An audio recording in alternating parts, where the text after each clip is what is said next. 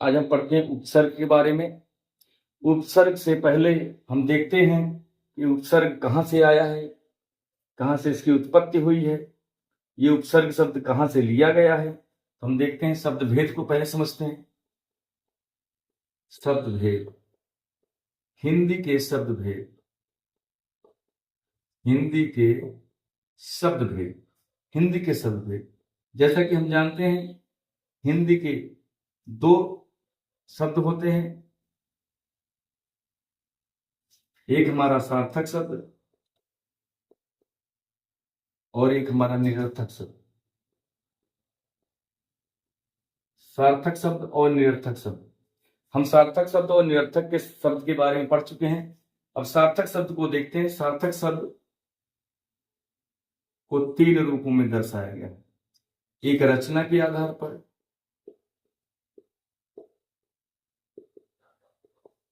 रचना के आधार पर, दूसरा उत्पत्ति के आधार पर, रचना के आधार पर शब्द, उत्पत्ति के आधार पर शब्द, तीसरा अर्थ के आधार पर शब्द, अर्थ के आधार पर शब्द।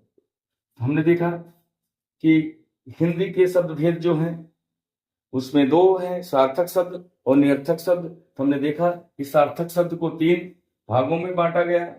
तो सार्थक शब्द में देखते हैं रचना के आधार पर शब्द, उत्पत्ति के आधार पर शब्द, अर्थ के आधार पर। पिछली वीडियो में हम पढ़ चुके हैं, उत्पत्ति के आधार पर शब्द पढ़ चुके हैं, रचना के आधार पर शब्द पढ़ चुके हैं और अर्थ के आधार पर शब्द पढ़ चुके हैं। तो रचना के आधार पर शब्द हम देखते हैं कौन कौन से हैं। रचना के आधार पर, रचना के आधार पर शब्द। तो रचना के आधार पर शब्द देखते हैं। रचना के ही आधार पर हमारा शब्द आया है एक रूढ़ शब्द, रूढ़ शब्द जिसका कोई खंड नहीं होता है। दूसरा है यौगिक शब्द,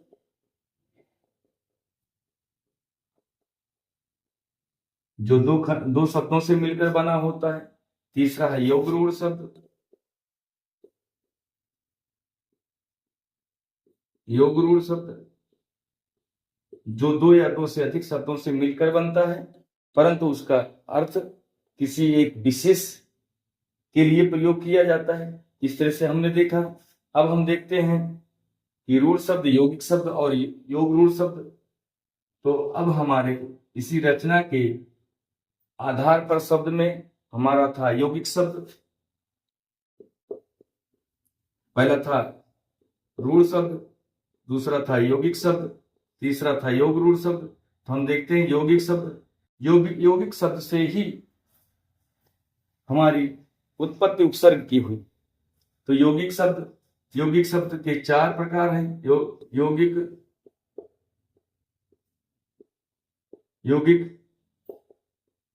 शब्द के चार प्रकार हैं। चार प्रकार हैं यौगिक शब्द के, चार प्रकार हैं। पहला कौन सा है? पहले को हम उपसर्ग के नाम से जानते हैं। उपसर्ग के योग से बनता है। दूसरा प्रत्यय के योग से बनता है, प्रत्यय के योग से बनता है। तीसरा हमारा उपसर्ग या वह प्रत्यय दोनों के योग से बनता है। उपसर्ग व प्रत्यय दोनों के योग से बनता है। चौथा शब्दों के योग से, जिसमें हमारा समास विधि से आ जाएगा, समास विधि से। तो हमने इस तरह से देखा कि उपसर्ग की उत्पत्ति हमारे रचना के आधार पर शब्द में हमारा रूढ़ शब्द, यौगिक शब्द और योग रूढ़ था। तो हमारे यौगिक शब्द से रचना के आधार पर जब निकला तो हमारे यौगिक शब्द में ही, यौगिक शब्द के चार प्रकार हैं। उपसर्ग के योग, प्रत्यय के योग, उपसर्ग और प्रत्यय दोनों के योग, शब्दों के योग से, यानी कि जिसको समास विधि से कहते हैं। तो हमारी सबसे पहला हमारा यौगिक रूढ़ में, यौगिक शब्द में हमारा है उपसर्ग। उपसर्ग हमको पढ़ना है, हम उपसर्ग के बारे में जानते हैं। उपसर्ग क्या है, उपसर्ग किसे कहते हैं, उपसर्ग की उत्पत्ति कहां से हुई, उपसर्ग का अर्थ क्या है। उपसर्ग, उपसर्ग, उपसर्ग दो शब्दों से मिलकर बना है, एक उप, दूसरा है सर्ग। उप का अर्थ क्या होता है और सर्ग का अर्थ क्या होता है। उप का अर्थ होता है समीप, उप का अर्थ होता है समीप, और सर्ग का अर्थ होता है सृष्टि, सृष्टि करना, रचना करना। तो उपसर्ग दो शब्दों से मिलकर बना है, उप और सर्ग। उप का अर्थ होता है समीप, सर्ग का अर्थ होता है सृष्टि करना। तो इसका अर्थ क्या हो जाएगा, इसका अर्थ क्या हो जाएगा, उपसर्ग का अर्थ, उपसर्ग का अर्थ हो जाएगा किसी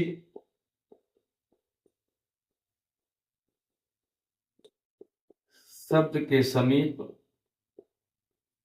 यानी कि किसी शब्द के समीप आकर नया शब्द, आकर नया शब्द बनाना, यानी कि किसी शब्द में मिलकर, किसी शब्द में मिलकर एक नए शब्द का बोध कराना। इस तरह से हमने देखा किसी शब्द में मिलकर, यानी कि उपसर्ग किसी शब्द में मिलकर एक नया शब्द बन जाता है। जिस शब्द में, किसी शब्द में अगर उपसर्ग को मिला देते हैं तो उसका अर्थ अलग हो जाता है और वो उपसर्ग से बना हुआ एक नया शब्द बन जाता है। आगे देखते हैं उपसर्ग को और क्या कहते हैं।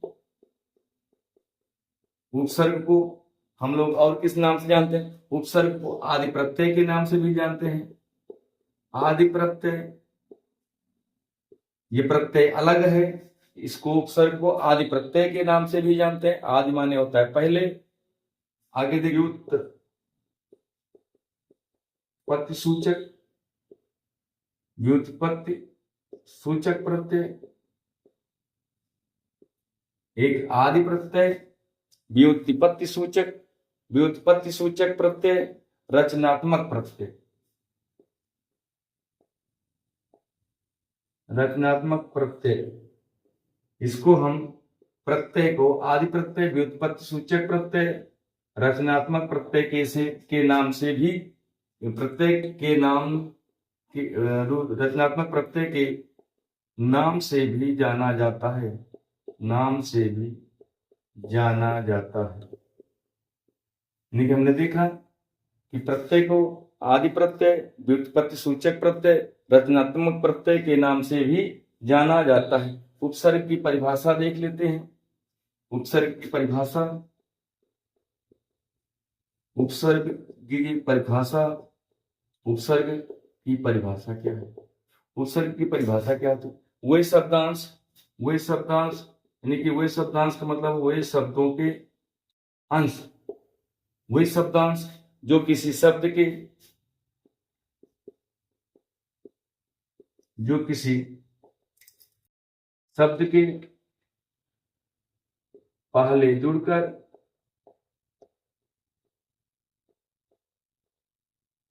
पहले जुड़कर उनके अर्थ में परिवर्तन ला देते हैं, उनके अर्थ में परिवर्तन या विशेषता लाते हैं, उनके अर्थ में विशेषता लाते हैं या परिवर्तन लाते हैं, या उनके अर्थ में लाते हैं, या उनके अर्थ में, उनके अर्थ में या उनके अर्थ को भी, उनके अर्थ को भी परिवर्तित, परिवर्तित कर देते हैं। यानी कि उनके अर्थ को भी परिवर्तित कर देते हैं, उन्हें उपसर्ग कहते हैं, उन्हें उपसर्ग कहते हैं, उन्हें उपसर्ग कहते हैं। जैसे अतिक्रमण, अतिक्रमण, अतिक्रमण है तो क्रमण के पहले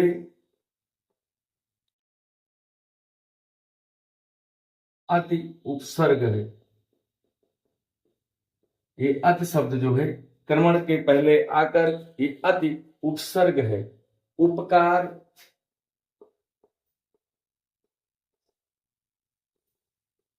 कार के पहले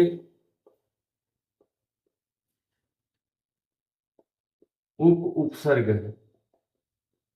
कार के पहले उप उपसर्ग है। सुपात्र, सुपात्र, पात्र के पहले सु उपसर्ग है। सु उपसर्ग है। जैसे कि हम जानते हैं हिंदी में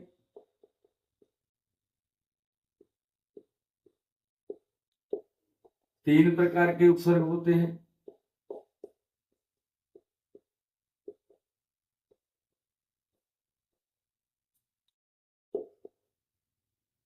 संस्कृत के उपसर्ग,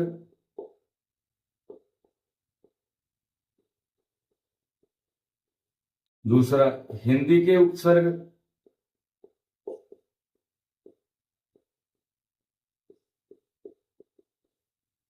तीसरा उर्दू के उपसर्ग, उर्दू के उपसर्ग। हमने देखा हिंदी में तीन प्रकार के उपसर्ग होते हैं, संस्कृत के उपसर्ग, हिंदी के उपसर्ग और उर्दू के उपसर्ग। तो अब हम संस्कृत के उपसर्ग को पढ़ते हैं। संस्कृत उपसर्ग, संस्कृत उपसर्ग, संस्कृत उपसर्ग अति। पहले सबसे पहले हम देखते हैं अति। अति मीन्स क्या होता है? अधिक या बढ़कर, अधिक या बढ़कर, अलग या परे, अलग या परे होता है। जैसे कोई शब्द देख लेते हैं,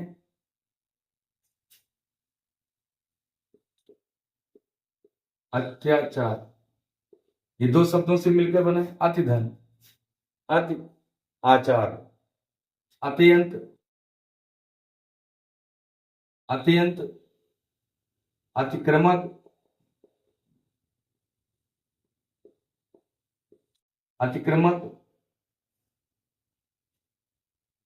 आदि। अतिरिक्त ले लेते हैं, अतिरिक्त। इस तरह से आदि शब्द से बना है। आदि देख लेते हैं। आदि, आदि मीन्स होता है श्रेष्ठता, श्रेष्ठता या ऊंचाई मान लेते हैं। श्रेष्ठता या ऊंचाई। जैसे अधिक, अधिक, अधिक शब्द आ गया, अधिकृत शब्द आ गया, अधिक शब्द आ गया, अधिक, अधिकृत, अधिकार। इस तरह से हमने आदि प्रत्यय देखा। अब अभिप्रत्यय देखते हैं। अभिप्रत्यय, इसका अर्थ होता है समीप या ओर, समीप या ओर। ये समीप या ओर के अर्थ में क्या होता है? अभिसार, अभिमुख, अभिसार, अभिमुख, अभिकर्ता, अभिलाषा आदि शब्द में अभिप्रत्यय का प्रयोग किया गया है। अनुमाने हम जानते हैं जिसका अर्थ होता है पीछे या साथ, पीछे या साथ होता है। जैसे अनुकरण, अनुकरण शब्द आया, अनुरूप शब्द आया,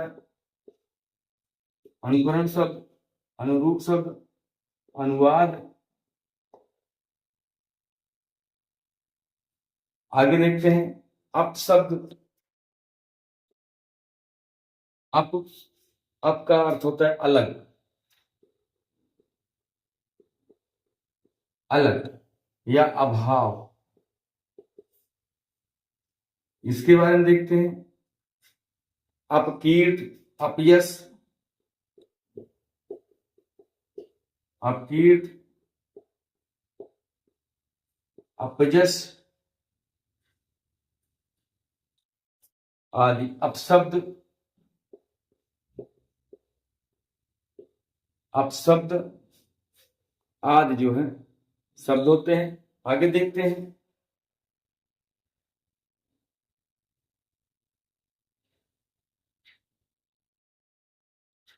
आओ, आओ प्रत्यय। इसका अर्थ होता है नीचे या दूर, नीचे या दूर। जैसे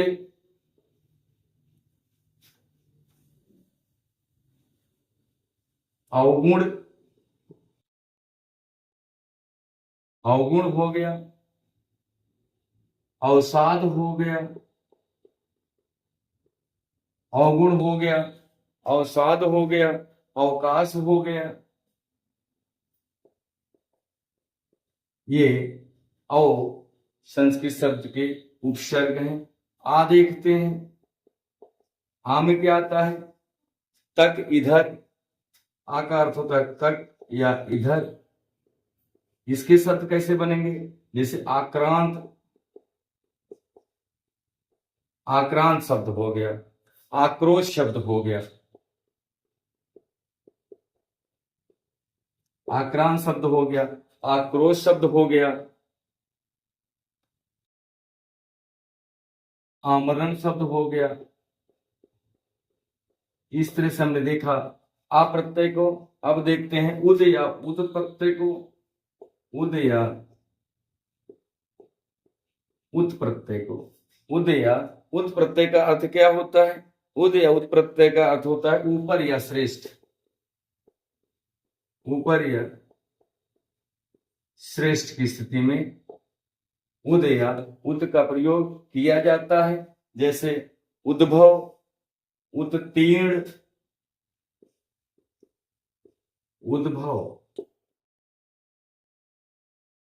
उत्तीर्ण आदि शब्द देखते हैं। आगे देखते हैं उप, उप शब्द प्रत्यय को देखते हैं, जिसका अर्थ होता है समीप या पास या छोटा। समीप, पास या छोटा, समीप, पास या छोटा। तो देखते हैं जैसे उपकार, उपद्रव। जैसे उस उपकार, उपद्रव, उपसंहार, उपसंहार आदि शब्द जो है। उपहार, उपहार भी आ जाएगा। इस तरह से हमने उप प्रत्यय के बारे में देखा। दु या दुर प्रत्यय, नि प्रत्यय का अर्थ है, नीक प्रत्यय होता है नीचे, नि प्रत्यय का अर्थ होता है नीचे या बहुत, नीचे या बहुत के अर्थ में किया जाता है। इसका होगा नियोग, निवेश। इससे शब्द बनेंगे निवेश, नियोग, निष्ठा आदि शब्द इस तरह से प्रयोग किए जाते हैं। नि और निस देखते हैं। नि और निस प्रत्यय, इसका होता है बिना या बाहर, बिना या बाहर, बिना या बाहर। जैसे निकृष्ट, निकृष्ट कहते हैं किसी निगूढ़, निःशुल्क, निःशुल्क, निवेश, निवेश। इस तरह से नि प्रत्यय देखते हैं। निर देखते हैं, निर प्रत्यय निर प्रत्यय का अर्थ होता है निर्देश या निर्धारित, निर्देश या निर्धारित, निर्धारित, निर्देश या निर्धारित, निर्देश या निर्धारित। आगे परा प्रत्यय देखते हैं। निर्देश या परा प्रत्यय, परा प्रत्यय देखते हैं। परा मीन्स होता है परे या अनादर, परे होता है, अनादर होता है, विपरीत होता है, विपरीत। तो इस तरह से देखते हैं, जैसे पराजय, पराक्रम, पराभाव, ये आज शब्द परा प्रत्यय के शब्द हैं। प्रा प्रत्यय देखते हैं। प्रा प्रत्यय इसका अर्थ होता है अधिक या आगे। प्रा प्रत्यय का अर्थ होता है अधिक या आगे, अधिक या आगे। अधिक शब्द में कैसे आएगा? जैसे प्रताप, प्रकर्ष, प्रताप, प्रकर्ष, प्रचंड, प्रणव, प्रभाव। आज शब्द ये प्रत्यय के हैं। आगे देखते हैं प्रति प्रत्यय। प्रति प्रत्यय को देखते हैं। प्रति प्रत्यय, प्रति प्रत्यय का अर्थ क्या होता है? प्रति, प्रति माने होता है और या पीछे। प्रति मीन्स होता है और या पीछे, और या पीछे, और या पीछे। जैसे इससे अर्थ बनेगा प्रतिदिन, प्रतिशत, प्रतिदिन, प्रतिशत, प्रतिमा। ये हमारे प्रति प्रत्यय से आए हैं। जैसे बी, बी प्रत्यय इसका अर्थ होता है बिना, बिना, विशेषता, बिना, विशेषता या भिन्न, भिन्न भी कह सकते हैं। जैसे विज्ञान, विदेशी, विज्ञान शब्द, विदेशी शब्द, व्याकरण शब्द, व्यर्थ शब्द, व्याकरण शब्द, व्यर्थ शब्द आदि। व्यर्थ में बी प्रत्यय लगा है, बी अर्थ व्यर्थ। आगे देखते हैं सम प्रत्यय। सम का अर्थ होता है अच्छी तरह, अच्छी तरह, अच्छी तरह, पूरा, पूरा भी होता है इसका अर्थ। और इसका अर्थ संयोग भी होता है। सम माने संयोग भी होता है। जैसे देखते हैं हम संस्कार शब्द में देखते हैं, समधन कार, संस्कार। संस्कार में सम प्रत्यय का बोध हुआ है। संस्कार शब्द हुआ, सम्मान शब्द हुआ, संबंध शब्द हुआ, संस्कार, संबंध, संबोधन, संभोग। आदि शब्द जो है ये संबंध, आदि शब्द ये सम प्रत्यय के शब्द हैं। शु प्रत्यय देखते हैं। शु प्रत्यय का अर्थ क्या होगा? शु प्रत्यय का होता है अच्छा, अच्छा। जैसे सुपात्र, सुंदर, सुंदर, सुदर्शन,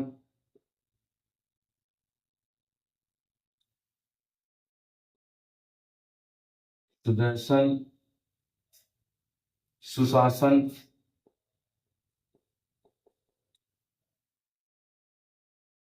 सुशासन,